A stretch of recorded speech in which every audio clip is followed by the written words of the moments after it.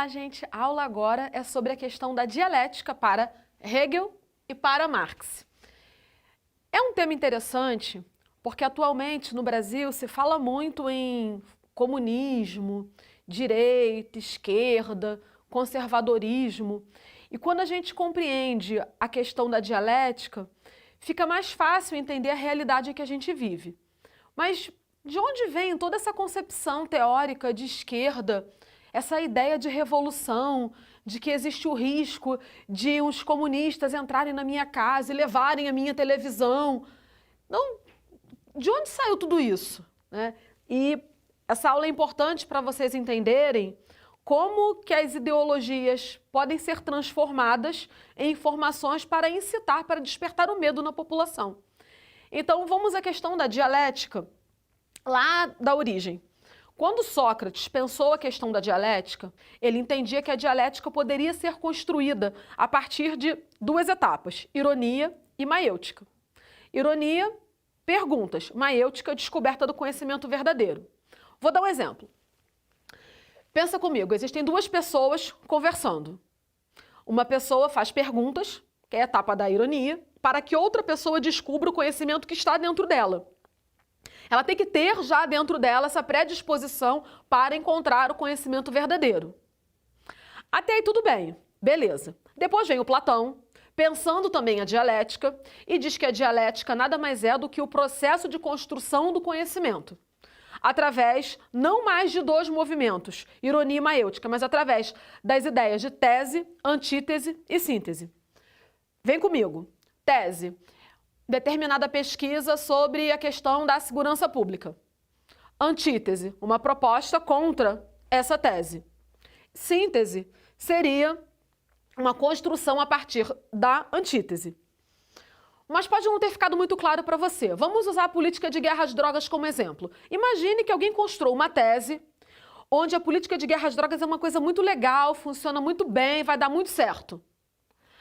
Aí a outra pessoa constrói uma antítese. Lembra, são duas pessoas também. A outra pessoa constrói uma antítese mostrando o quê? Pô, há tantos anos essa política é implementada e não funciona. Como assim? Aí a outra pessoa vai elaborar uma síntese a partir da antítese dessa segunda pessoa. Só que o processo de construção de conhecimento sobre o problema da segurança pública, ele não acaba. Entende? O processo de análise da sociedade no que diz respeito à segurança pública não vai acabar, porque os problemas vão sempre existir. Podem ser outros problemas, mas vão sempre existir problemas. Então é a partir da construção do conhecimento, através desse movimento dialético de tese, antítese e síntese, que é possível buscar soluções para os problemas que nós vivemos. Para Platão, o movimento é cíclico, porque o processo de construção de conhecimento é cíclico. Agora, quando Hegel pensa a dialética, ele não está pensando em relação ao processo de construção de conhecimento como Platão pensou. O Hegel, ele vai pensar o movimento dialético a partir da ideia de desenvolvimento da consciência humana. Por isso existe essa imagem aqui. Entende? Ele vai falar que existe vontade individual e subjetiva, que é diferente da vontade objetiva e cultural. Ficou difícil, né? Vou explicar. A vontade individual e subjetiva é porque cada pessoa, cada indivíduo, cada ser humano na vida e sociedade percebe o mundo de um jeito, que é só dele. Agora existe a vontade objetiva e cultural, porque essa pessoa vive em sociedade e a sociedade vai dizendo pra gente como a gente deve se comportar. Olha, dê bom dia de manhã, coma com a boca fechada, se comporte de determinado modo. Essa vontade objetiva e cultural, ela vai estar em processo de relação constante com a vontade individual e subjetiva. E o Hegel entende que, por esse motivo, nós somos seres históricos e culturais. Quer ver um jeito de você nunca mais esquecer isso aqui? É só você pensar a palavra cultura a partir da seguinte expressão. Cultura é hábito coletivo, é o modo como um grupo percebe o mundo, é o modo como um grupo de pessoas compreende a realidade. Isso é cultura. Como as pessoas passam por transformações, as pessoas mudam, a cultura possui um caráter histórico e social. A cultura muda conforme a época e conforme o lugar. Por exemplo, o modo como as mulheres são percebidas, compreendidas no Brasil hoje, não é o mesmo modo como as mulheres são compreendidas no Oriente Médio na atualidade. Notem que a atualidade está inserida no que eu disse em relação ao ser humano ser histórico. O hoje é diferente do ontem, que vai ser diferente do amanhã. Então, a cultura, nesse sentido, possui um caráter histórico. Agora, o caráter social muda porque as pessoas em diferentes lugares compreendem o mundo de modos diferentes. Deu para entender o que é cultura? Vamos lá, cultura é o hábito coletivo, é o modo como um grupo percebe o mundo. Isso muda conforme a época e conforme o lugar, por isso é histórico e social. Dentro dessa perspectiva, nós somos pessoas históricas, porque estamos sujeitos à história, e culturais, porque estamos sujeitos à vida em sociedade. Então, ética significa a busca pelo equilíbrio entre a sua vontade e a vida em sociedade. Que, vamos combinar, é o mais difícil.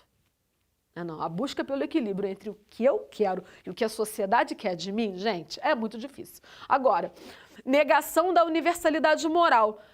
Diferente de alguns filósofos que acreditam em universalidade moral, o Hegel não tem essa mesma percepção. Para ele, não existe uma universalidade moral. Tá? Agora, o grande barato do Hegel comparado com Marx, que eu adoro, é quando Marx pega a perspectiva de consciência humana do Hegel e inverte. O Marx vira e fala, olha, espera aí, tem alguma coisa muito errada. A consciência humana não tem essa capacidade toda de desenvolvimento, não. Não é assim, não. Não é a consciência humana que determina o desenvolvimento de todas as esferas da vida humana. Negativo. Tio Marx vai falar que a consciência humana é determinada, é influenciada pelas condições materiais da vida. Vou dar um exemplo inesquecível. Você que está me assistindo agora, você acha que uma pessoa que mora a 2 horas do trabalho, que pega aquele transporte coletivo público lotado, que trabalha 8 horas por dia, num trabalho assim, que aquela pessoa não escolheu, está ali por uma questão de sobrevivência. Você acha que essa pessoa vai chegar em casa do trabalho todo dia e vai estudar filosofia, sociologia, para produzir grandes reflexões teóricas sobre a vida? A gente sabe que não. A gente sabe que é muito mais difícil para o trabalhador comum que está lutando para sobreviver num país como é o Brasil, ter tempo para estudar, para compreender, inclusive para votar, para se instruir, do que para um cidadão que não tem esse trabalho todo, que tem uma vida menos complicada. Então, Marx está falando o seguinte, olha, existem desigualdades, essas desigualdades não são por causa do esforço individual de cada um, tá? E a dialética para Marx também está relacionada à tese, antítese e síntese. Só que é através da via... Estou vendo essa imagem aqui? É através da via revolucionária, através do caminho revolucionário. Dialética para Marx, relação entre produção da vida material. Produção da vida material é quando você está trabalhando para se sustentar, para conseguir sobreviver no mundo capitalista. Capitalismo é sociedade de mercado. É a vida orientada pelo princípio do lucro, né? Você vale o que você tem.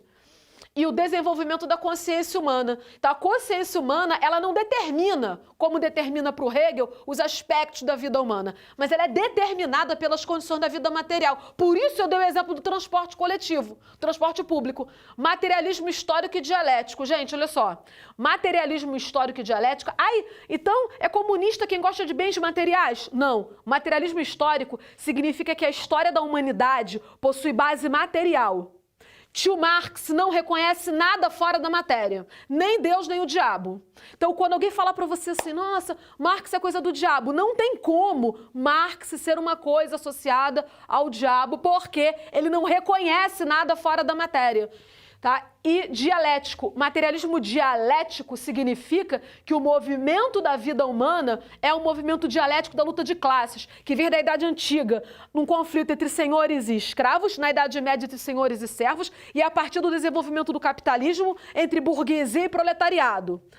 Burguês não é você que de repente ganha 5 mil reais por mês ou ganha 10, 15 mil. Burguês é quem tem a propriedade privada dos meios de produção. Então, se você é empregado de algum lugar, não importa quanto você ganhe. Você vende a sua mão de obra em troca de um salário, você é tão proletário quanto a pessoa que ganha o salário mínimo na mesma empresa.